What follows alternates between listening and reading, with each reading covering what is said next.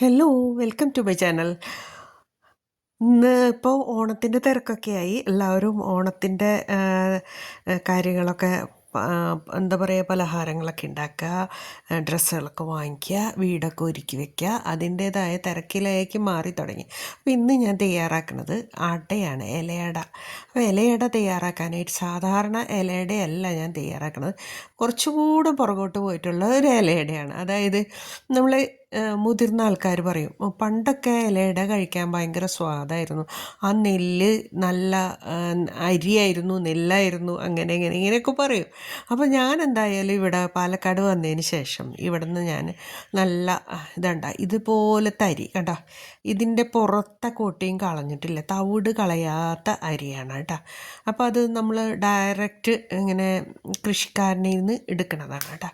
അപ്പോൾ അത് ഞാൻ ഇന്നാൾ ഇത് വെച്ചിട്ട് പായസം പറഞ്ഞു, ഇന്നാൾ വെച്ചു എന്നൊക്കെ പറഞ്ഞിട്ടുണ്ടായിരുന്നു. അപ്പോൾ പൊടിച്ചു കഴിഞ്ഞാൽ ഇതേപോലെ കിട്ടുക, റാഗി പൗഡറാന്ന് തോന്നൂല്ലേ കണ്ടു കഴിഞ്ഞാൽ, ശരിക്കും അതേ കളറാണ് കേട്ടോ. അപ്പോൾ ഇതാണ് പണ്ട് കാലത്ത് നമ്മളുടെ മുതിർന്ന, അതായത് കുറച്ചുകൂടെ പ്രായമായവർ കഴിച്ചിരുന്ന ഭക്ഷണം. ചോറ് ഇതിൻ്റെ ഇതേപോലത്തെ തവിട് കളയാത്ത ചോറായിരുന്നു കഴിച്ചിരുന്നത്. അതുപോലെ അരിപ്പൊടിയും ഇതിങ്ങനത്തെ അരിപ്പൊടിയാണ് ഉപയോഗിച്ചിരുന്നത്. പിന്നെ അതിന് കളറ് വേണം, ഭംഗി വേണം എന്നൊക്കെ തോന്നിയിട്ടാണ് പിന്നെ മാറ്റങ്ങളൊക്കെ സംഭവിക്കുന്നത്. അപ്പോൾ അത് വാട്ടി കുഴച്ചു നന്നായിട്ട് വറുത്ത് പൊടിച്ച് വറുത്തിട്ടാണ് നമ്മൾ ഇപ്പോൾ വാട്ടി കുഴച്ചത്. ഒരു ഗ്ലാസ് പൊടിക്ക് 1.5 ഗ്ലാസ് വെള്ളം എന്നുള്ള കണക്കിൽ നമ്മൾ വാട്ടിയെടുക്കുക. അതൊക്കെ എല്ലാവർക്കും അറിയാമെന്നല്ലേ, ഉപ്പിട്ടിട്ട്. എന്നിട്ട് നന്നായിട്ട് കുഴച്ചെടുത്താൽ ഇതേപോലത്തെ മാവ് കിട്ടും. ഇങ്ങനെ ഈ മാവ് നമ്മൾ ഇല വെച്ചിട്ട് ഇങ്ങനെ റൗണ്ട് ഷേപ്പിൽ ചെയ്താൽ നമ്മൾക്ക് നല്ല ഭംഗിയുള്ള അട കിട്ടും. ഇതൊക്കെ മുമ്പ് പറഞ്ഞു തന്നിട്ടുള്ളത് നമ്മളെ മുതിർന്ന അമ്മമാരും ഒക്കെ പറഞ്ഞു തന്നിട്ടുള്ളതാണ് കേട്ടോ. എൻ്റെ മനസ്സിലുള്ളതാണ് ഇതൊക്കെ.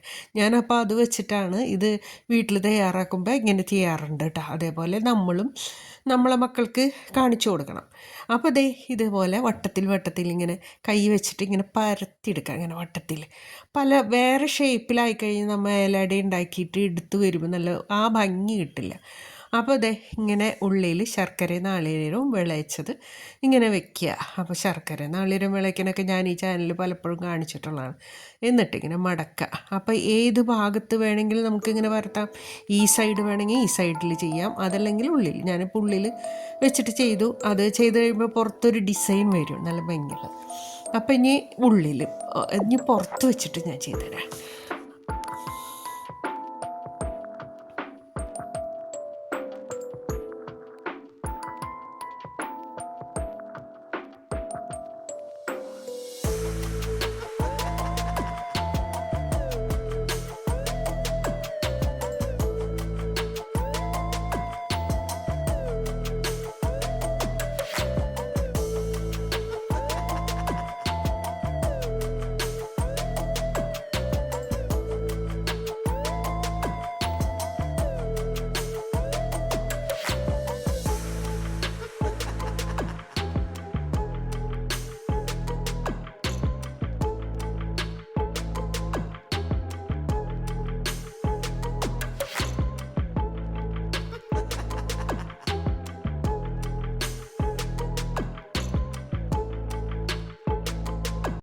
അങ്ങനെ നമ്മൾ അടയൊക്കെ തയ്യാറാക്കി. ഇത്രയും അടയാണ് കിട്ടിയിട്ടുള്ളത്.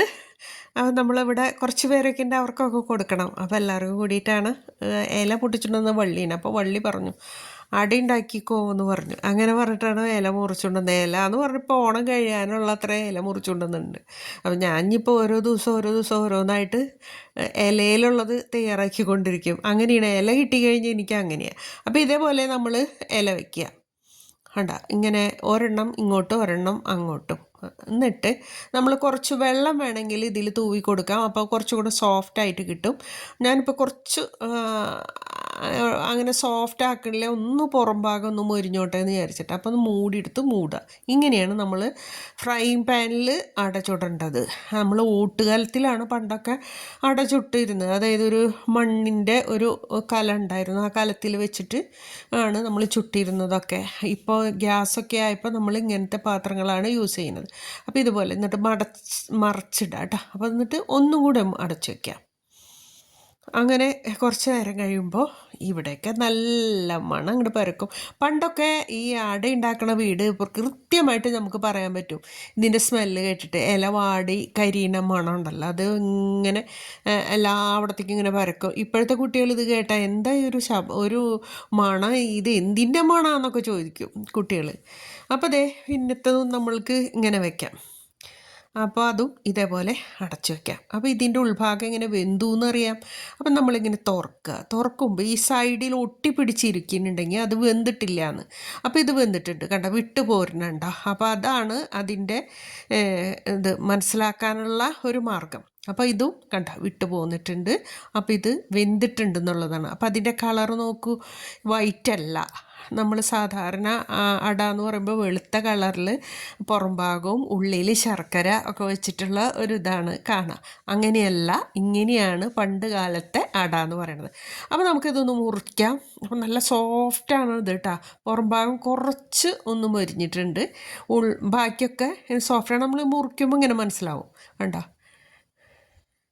നല്ല ചോക്ക വറുത്ത പൊടിയാണ്, നന്നായിട്ട് ചോക്ക വറുത്തിട്ടുണ്ട്. അതായത് ഇങ്ങനെ കൈ ഇങ്ങനെ ഇതാവുമ്പോൾ പൊടി ഇങ്ങനെ ഇങ്ങനെ തിരുമ്പി നോക്കുമ്പോൾ അറിയാൻ പറ്റും വറുത്തത്. ആ പൊടിയായിരുന്നു. അപ്പോൾ അങ്ങനെ ഒത്ത പൊടിയാവണം ഇതിനൊക്കെ. അപ്പോൾ കണ്ടോ നല്ല സോഫ്റ്റ്, മടക്കുമ്പോൾ തന്നെ മനസ്സിലാവും നിങ്ങൾക്ക് എത്ര സോഫ്റ്റാണ്. നല്ല സ്വാദുമാണ് കേട്ടോ ഇത് കഴിക്കാനായിട്ട്.